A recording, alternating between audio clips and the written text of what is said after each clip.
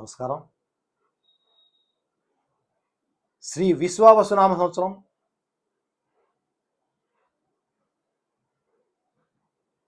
రాశి ఫలితాలు చెప్పుకుంటున్నాం.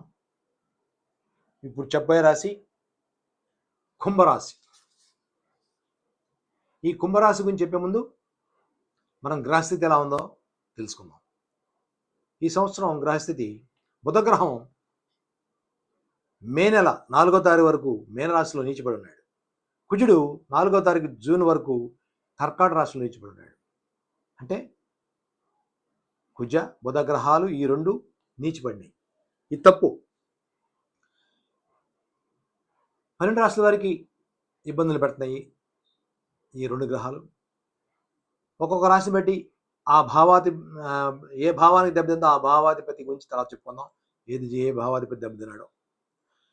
అలాగే ఈ సంవత్సరం గురు సంచారం గురించి చెప్పుకోవాల్సి వస్తే మే నెల 8వ తారీఖు వరకు వృషభ రాశిలోను, 9 మే నుంచి 27/9 వరకు మిథున రాశిలోను, 28 సెప్టెంబర్ నుంచి 27 డిసెంబర్ వరకు కర్కాటక రాశిలో ఉచ్చ స్థితిలోను, తదుపరి 28-12 డిసెంబర్ నుంచి సంవత్సరం అంతా మరలా ఉగాది వరకు గురువు మిథున రాశిలోను సంచారం చేస్తాడు.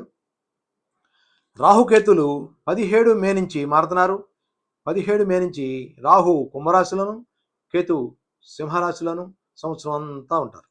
ఇక శనిగ్రహ సంచారం గురించి చెప్పుకోవాల్సి వస్తే 17వ తారీఖు ఏప్రిల్ వరకు కుంభరాశిలోను, 18 ఏప్రిల్ నుంచి 9 అక్టోబర్ వరకు మీనరాశిలోను, అక్టోబర్ 10వ తారీఖు నుంచి జనవరి 10, 2026 వరకు మరల కుంభరాశిలోను, అలాగే జనవరి 11, 2026 నుంచి సంవత్సరం అంతా మీనరాశిలోను ఈ శనిగ్రహ సంచారం. ఇది ఈ సంవత్సరం గ్రహ సంచారం. ఈ గ్రహ సంచారం బట్టి మనం గ్రహ ఫలితాలు చెప్తాం, రాశి ఫలితాలు చెప్తాం. ఇప్పుడు కుంభరాశి గురించి చెప్పుకున్నాం.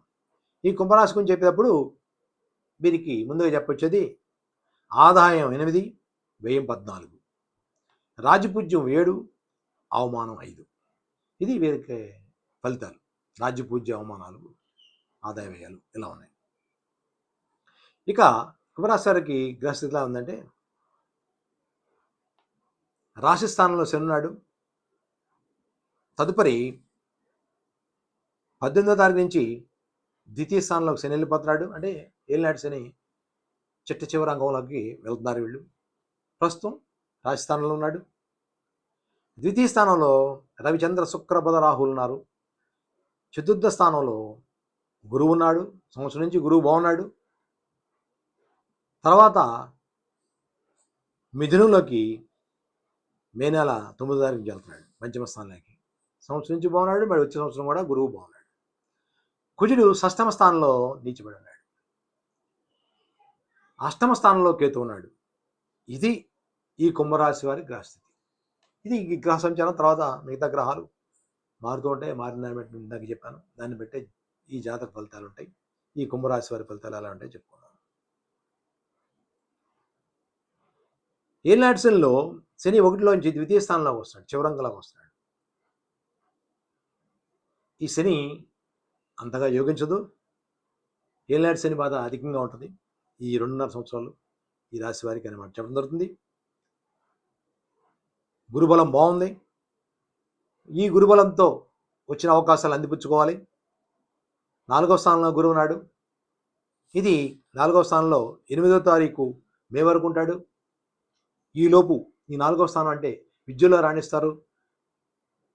4 నుంచి 5 తర్వాత 4 నుంచి 5లోకి వస్తాడు. 5లో ఉన్నప్పుడు కూడా అన్ని అంతకలా గొప్ప ఫలితాలు ఇస్తాడు. ఏలినాడు శని ఉన్నప్పటికీ గురువు సుమారు సంవత్సరాల కాలం లాభాన్ని చేకూరుస్తాడు కాబట్టి మంచి స్థానంలో ఉన్నాడు కాబట్టి అవలేలుగా వీరు నెలలేరు బండిలా ఎలాంటి కష్ట నష్టాలు ఉన్నప్పటికీ ఏలినాడు శని బాధ ఉన్నప్పటికీ మంచిగా గత 2.5 సంవత్సరాల కన్నా మంచి స్థితిలోకి వెళ్తానికి అవకాశం ఉంది. అయితే అలాగే రాహుకేతులు కూడా మైనస్గానే ఉన్నారు. రాహు రాశిస్థానంలోకి, కేతు సప్తమ స్థానంలో ఉన్నాడు. జాతకుడు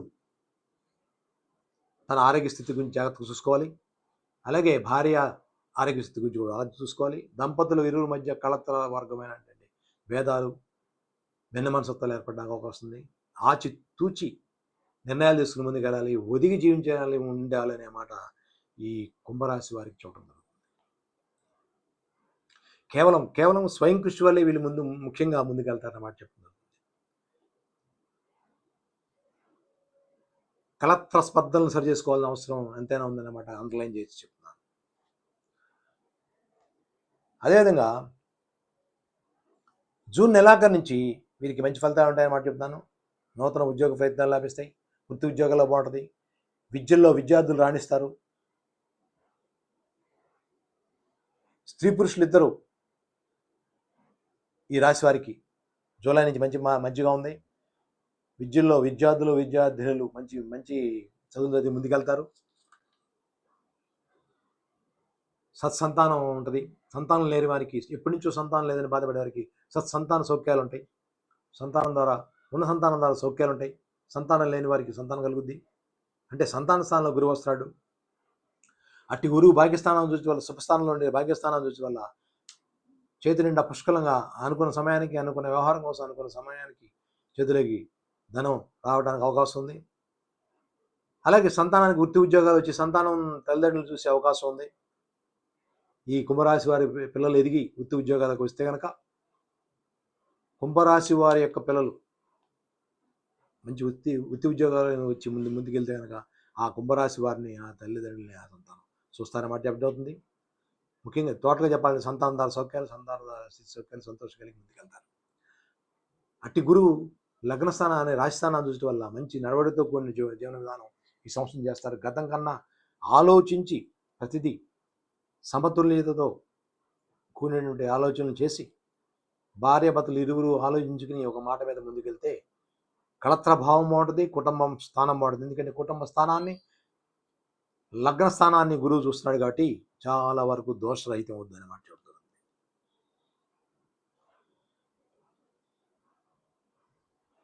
ఈ రాశి వారి విద్యాలయాల్లో ఉన్న వారికి, విద్యాలయాలు, స్కూల్స్, కాలేజీలు నడిపే వారికి చాలా అఖండంగా వ్యవహరిస్తుంది.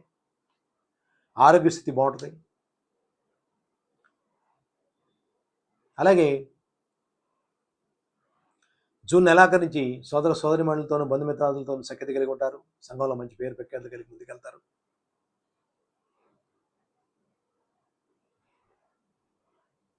ధనాధిపతి, ఏకాదశాధిపతి అయినటువంటి కుటుంబకారకుడు, కుటుంబ స్థానాధిపతి, వాక్ స్థానాధిపతి అయినటువంటి గురువు పంచమ స్థానంలోకి వచ్చి కూర్చోవడం వల్ల కేవలం వాక్ ద్వారా ధనాన్ని ఆర్జించి తెలియటంటాయి. మాట నెగ్గించుకుని ముందుకెళ్ళే అవకాశం ఉంది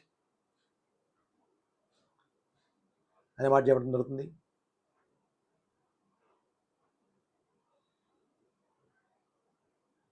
అలాగే కుటుంబ సభ్యులు ಎಲ್ಲರೂ మంచి సుసౌఖ్యాలతో ముందుకెళ్తారు.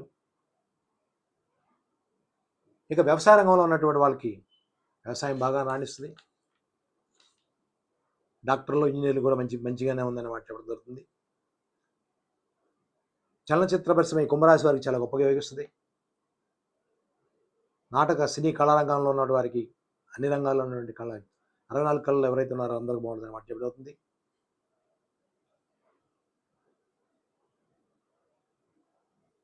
అదేవిధంగా అపరాల బిజినెస్లు, ఇనుముక్కు పరిశ్రమలు కూడా ఈ రాశి వారి, కుంభరాశి వారు కూడా మంచి లాభిస్తుందని మాట చెప్పబడుతుంది. వస్త్ర పరిశ్రమ, కిరాణా, హోల్సేల్, మర్చెంట్ వ్యాపారాలు, నూనె సంబంధించిన వ్యాపారాలు, పెట్రోల్ బంకులు ఉన్న వారికి చాలా మంచి జరుగుతుందని మాట చెప్పడం జరుగుతుంది. మొత్తమే చెప్పాల్సి వస్తే వీరికి గురుబలం చాలా గొప్పగా ఉండటం వల్ల ఏనాటి శని బాధలు అధికంగా ఉన్నప్పటికీ గురుబలం వల్ల చాలా అవలేలుగా జీవితాన్ని నెట్టుకొస్తారన్నమాట ఈ సంవత్సరం చెప్పబడుతుంది.